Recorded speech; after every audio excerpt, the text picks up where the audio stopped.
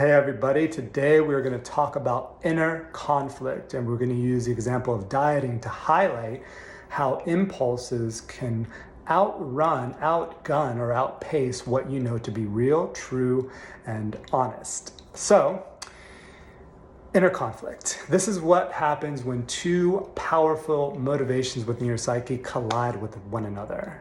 And often the part of your psyche that doesn't have your best interest has you at a disadvantage. And this inner conflict will rise to the foreground when you are in pursuit of a goal, something that you think will make your life better. And we're going to use this as our example of one area in your life where people typically want to make some type of improvement, and that is in weight control. So we're going to look at dieting.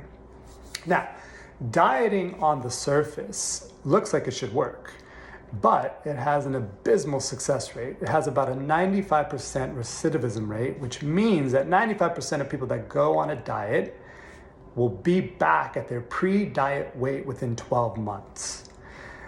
So it is actually a horrible way for you to control your weight.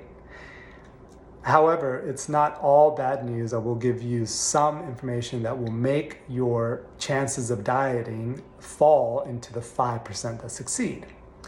So if dieting has such a bad success rate, what makes it so appealing? It's appealing because there is truth in dieting, in the sense that there is evidence there that you have to perhaps lose a few pounds. This could be that your clothes don't fit you the way they used to. The numbers on the scale are jumping higher and higher. Perhaps you don't feel as confident as you once did. Maybe even your doctor is telling you in black and white, hey, if this doesn't change, there could be consequences. So in other words, there is truth. There is a connection to reality when it comes to the actual concept of dieting. But what happens to that 95% that regress and go back to their pre-diet weight? So here we're going to use an analogy. So imagine that you love croissants, and I'm pretty much speaking about myself, but let's say that you more than love croissants. Let's say that you traveled abroad one year, you lived in Paris for 6 months, you were at your local cafe every morning having your croissant with your coffee, and life was amazing, and the sights and sounds, and there's almost like a mystical, magical spell that is cast over you when you smell or you see a croissant. Now, let's say you gain 20 pounds, in Paris, and then you come back to the States and you lose those 20 pounds. You go on a diet. And aside from the occasional pangs and feelings of missing your flaky goodness with that, crunchy, crispy outside and the doughy inside, you're doing pretty good on your diet. But let's say, 10 months pass, and then all of a sudden, down the street, a new bakery opens up. And this isn't just a typical bakery. This is like a bakery that has maybe an A1 visa work sponsorship with people and chefs from Paris. So they're bringing in legitimate Paris chefs, bakers, and they're coming into that store and they're going to be baking the croissants. And let's say that not only is it down the street from you, but it's like on your way to work. Every single day you start to see this croissant bakery, and the smell is overwhelming, and you're a glutton for punishment, so you walk by it, you see the croissants, and then let's say one day that you forget to eat breakfast and you're walking, and then you stop and you see a rack of brand new golden croissants and a little sign that says just like they do in Paris. And then all of a sudden you eat 3 croissants, and then you're back at your croissant habit. So what happened? So here's what you have to understand about inner conflict and when you're pursuing a goal. Often what you find to be true, what you find to be genuine, what you find to be real is outpaced or outmatched by your desires or your impulses. And you can think of it this way. If you are looking at 2 fireworks displays, they're going to be going off at the same time. And let's say the firework display on the left is safe and sane. right? Not only that, but the money that they get, they're going to donate to all kinds of charities, and it's for a good cause. And let's say next to that is a fireworks display that is not safe and sane. In fact, they burned down some houses last year, but they have enough money that they were able to bribe the fire officials and anybody who got in the way of their fireworks extravaganza.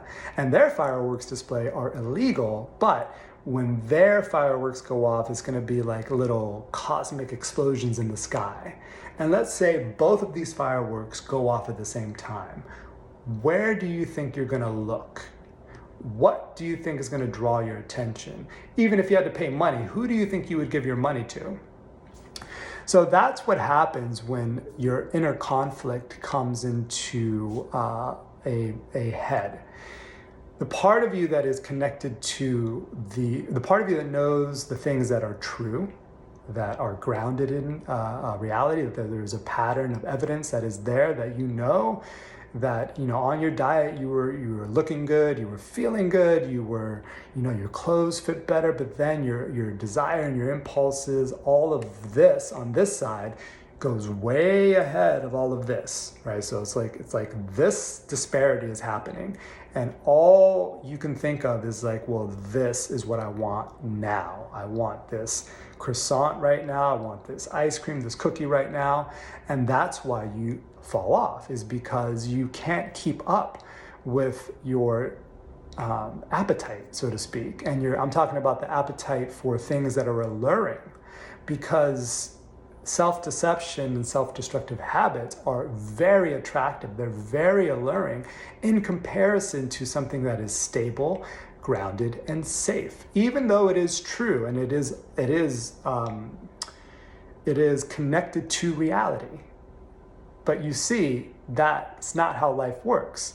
I'll give you yet another example. Imagine you're watching a dating show, and I'm sure you've seen this before, where say there's two guys, maybe one guy is a dentist, super stable, super friendly, nicest person in the world, good looking guy, treats the woman with respect, like he's like, just, I want to start a family, and I want to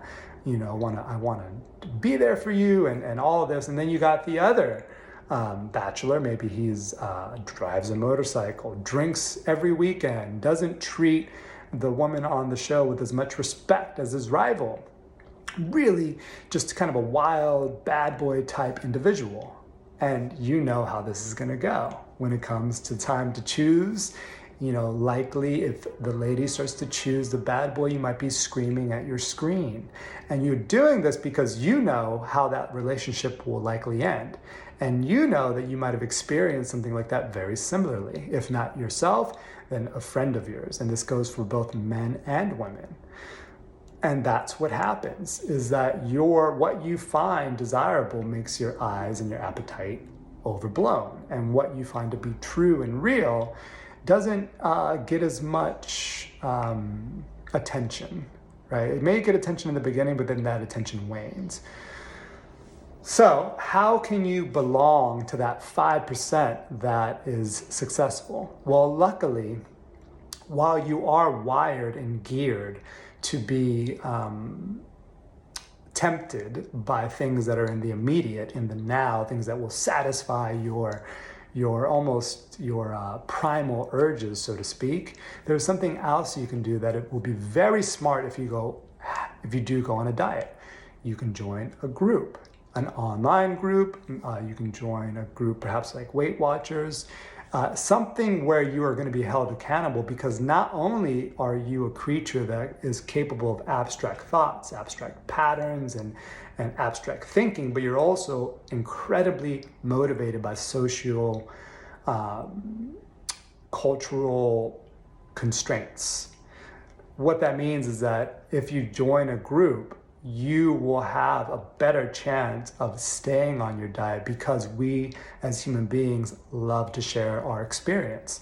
If we have socially agreed upon goals and we can get with a group and kind of share our frustrations or share our victories, all of a sudden that group is going to support you and you will be propelled into that 5%. And this isn't just a platitude of saying like, the takes a village. This has been shown in history time and time again, where humans are made more powerful, both cognitively, mentally, spiritually, emotionally, physically, when they are connected to a social group, a social setting, a social network of some sort. So if you want to actually be successful at your dieting, it has obviously, there's many methods you can choose from. I'm not even talking about that. I'm talking about how do you control your impulses, especially when you're nearing that 12-month mark. Well, you better find a way to do it, because you are not going to be able to withstand what is the equivalent of fireworks going off in the sky. But if you have a group, maybe that person can tug you, or a couple people can tug you away from that display. So, give that a go in your life and let me know how it goes. And if you have any questions, please send me a message.